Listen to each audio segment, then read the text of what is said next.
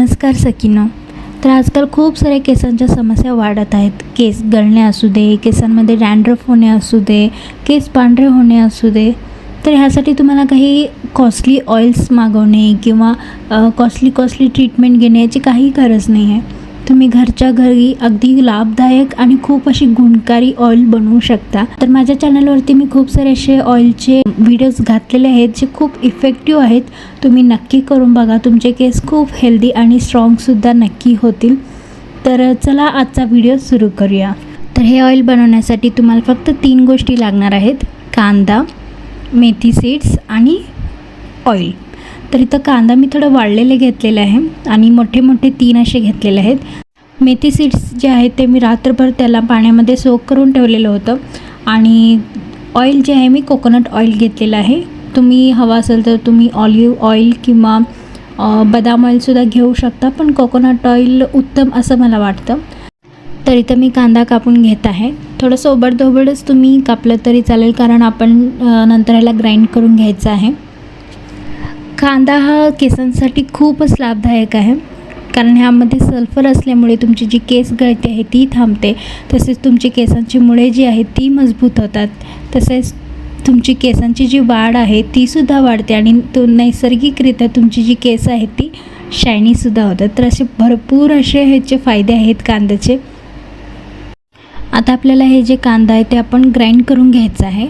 थोडंसं याला ग्राइंड करून घ्यायचं आहे आणि त्यानंतर आपण काय करायचं आहे, मेथीचे जे आपण सीड्स भिजवलेले होते ते सुद्धा ह्यामध्ये घालून आपण ग्राइंड करून घ्यायचं आहे. मेथी सीड्स हे केसांसाठी खूप उपयुक्त आहे. ह्यामध्ये असणारे प्रथिने तसेच निकोटिनिक ॲसिड, लोह या सर्व घटकांमुळे तुमचे केस जर गळत असतील तर केस गळती थांबते. तसेच अँटीफंगल गुणधर्म असल्यामुळे तुमच्या केसांमध्ये जर डॅन्ड्रफ असेल तर ते सुद्धा कमी होते. तसेच मेथीचे सीड्स हे कंडिशनरप्रमाणे सुद्धा तुम्ही यूज करू शकता. तुमचे जर केस कोरडे निस्तेज असेल तर ते सुद्धा मऊ आणि शायनी बनवतात. तर इथं मी पहिल्यांदा ऑनियन थोडंसं ग्रेट करून घेतलेलं आहे आणि त्यानंतर थोडंसं त्यामध्ये कोकोनट ऑइल घालून मेथी सीड्स घालून ते ग्राइंड करून घेत आहे. इथं मी आयरनची कढई घातलेली आहे आणि त्यामध्ये खोबरेल तेल घातलेलं आहे, जेणेकरून जे लोह आहे ते सुद्धा ह्या तेलामध्ये उतरेल. आणि त्यानंतर आपण जी पेस्ट करून ठेवलेली आहे ऑनियन आणि मेथी सीड्सची तीसुद्धा आपण ह्यामध्ये घालून घेणार आहोत. आणि ऑनियनचा कलर पूर्ण रेड होईपर्यंत आपण ह्याला बॉईल करून घ्यायचं आहे. गॅसची फ्लेम जी आहे ती तुम्ही पूर्णपणे लो ठेवून ह्याला कुक करा. म्हणजे काय होईल ना, ह्याचे ऑनियन आणि मेथी सीड्समधले जे काही अंश असतील ते पूर्णपणे ते तेलामध्ये उतरेल आणि त्याचा आपल्याला जास्तीत जास्त फायदा होईल. तर पहा, इथं कलर चेंज होत आहे आणि मी आयरन कढाईमध्ये हे कुक करत आहे, त्यामुळे त्याचा कलर थोडासा काळसर होत आहे. तर हे पूर्णपणे आता कुक झालेलं आहे. मी आता गॅस बंद करून घेते आणि ह्याला पूर्णपणे थंड व्हायला असंच ठेवून देते. जेव्हा तुम्ही तेलामध्ये कांदा आणि मेथीचे सीड्स जे तुम्ही बॉईल करता ना, त्याला काय होतं, पूर्ण तेल जे आहे ते कांद्यामध्ये ना ऑब्झर्व होतं आणि त्यानंतर थोड्यानंतर ते रिलीज व्हायला सुरू होतं. तर तुम्ही बघू शकता इथं कलर कसा झालेला आहे. तर इथं पूर्णपणे थंड झालेलं आहे.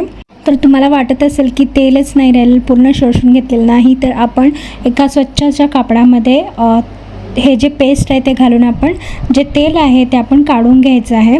आणि तुम्ही पहिला तेलाचा कलर कसा होता आणि आता तेलाचा कलर कसा झालेला आहे बघू शकता. हे तुम्ही एका एअरटाईट कंटेनरमध्ये ठेवू शकता, कुठल्याही बॉटलमध्ये.